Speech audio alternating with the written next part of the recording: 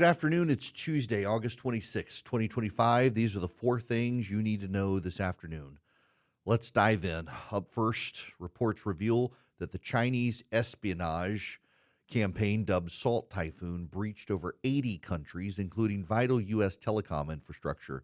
The FBI says hackers accessed millions of call logs, infiltrated systems used for court-ordered wiretaps, and compromised providers such as Verizon, AT&T, and T-Mobile. This is among the most significant cyber espionage operations in U.S. history and global history.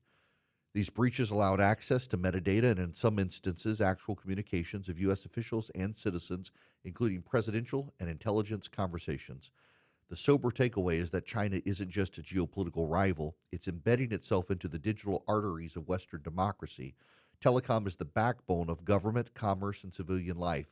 When an adversary quietly taps it, their access is not just a spy operation, it's infrastructure warfare. If we don't treat China as an active enemy in cyberspace, we're asleep at the switch. Defensive investments, zero trust architecture, private sector partnerships, retaliatory capabilities, these are not optional. Our values and our safety depend on out-hustling them, not appeasing them through half measures. 80 countries were affected, many of them key American allies. Speaking of an American ally, Denmark has now formally summoned the U.S. envoy in Copenhagen amid allegations of, an American influence operation in Greenland to try to persuade the people of Greenland that they may want to actually come to the United States. Intelligence reports say at least 3 Americans with ties to President Trump attempted to stoke separatist sentiment in Greenland and favorable for a U.S.-friendly path, including independence or closer ties to Washington.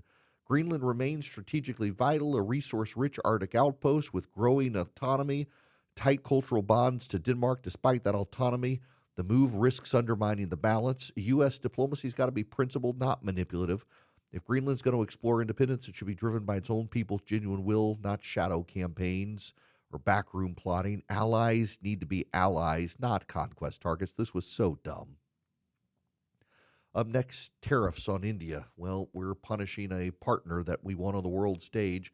U.S. tariffs on Indian goods jumped to 50% today, doubling earlier measures, and explicitly are tied to New Delhi's continued imports of discounted Russian crude. The administration argues correctly India is indirectly helping bankroll Moscow's war effort. Trade officials in Delhi warned the duties threaten exports, jobs, and a relationship that both countries once touted as central to balancing China. Analysts peg the potential export hit in the tens of billions. Labor-heavy industries, textiles, gyms, leather, they'll feel it first. Now, there are trade-offs we need to be honest about. It's reasonable to pressure buyers of Russian oil. Sanctions regimes only work if the big players feel friction. But hammering India, democratic counterweight we need in the Indo-Pacific, could prove self-defeating. The tariffs risk driving Indian supply chains towards people like China. Beijing would love to have the Indian business, passing costs back to U.S. consumers and firms that rely on Indian inputs, shrinking U.S. influence right as Washington seeks tighter tech and defense alignment with Delhi to combat China. There's a smarter way to apply incentives, energy diplomacy. If the U.S. wants India to pivot off Russian barrels, help replace it. Long-term LNG contracts, accelerated crude exports, financing for port and pipeline upgrades that make non-Russian supply dependable. Pair that with targeted sanctions on specific Russian entities instead of tariffs that clobber Chinese factories and American buyers alike. Strategy beats symbolism. Up next, the D.C. case that became a punchline and a stress test for prosecutorial judgment. A federal grand jury declined to indict Sean Charles Dunn, the former Justice Department employee, accused of throwing a wrapped sub sandwich at a federal officer amid the Capitol's newly federalized crime crackdown. Video of the incident went viral. Dunn was arrested. He was fired. He was charged with felony assault on a federal officer. Prosecutors can still pursue a misdemeanor count. Doesn't require a grand jury, but the felony door has been closed, at least for now, by the federal grand jury. The White House has showcased D.C. arrests as proof that a tough-on-crime surge restores order, but courts and grand juries have started pushing back where charges look amped up for effect. They've rejected multiple high-profile felony bids and questioned tactics about the arrests and searches. Even judges sympathetic to Trump on this issue have warned that overreach erodes legitimacy. Law and order only works if lawful and proportional. Serious crimes deserve serious consequences, but not every ugly, disrespectful act amounts to a federal felony.